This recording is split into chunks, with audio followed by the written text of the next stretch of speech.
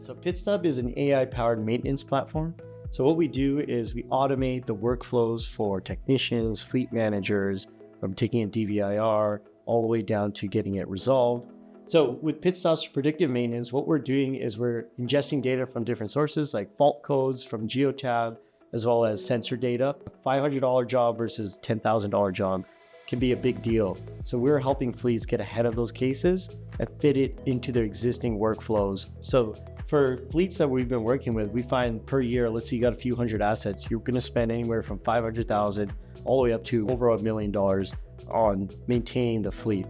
So we've seen we can reduce some of those costs by 20-30%. That is the real efficiency, and the ROI ends up being anywhere from 5 to 10 times, depending on the fleet type. Yeah, Pitstop adds to the Geotab experience by being integrated both in a pulling information, but also pushing information. So for example, if you pull, let's say a defect, a DVIR, and then we go tell the technician, hey, not only is there a defect, but there's a transmission related code that's really high criticality.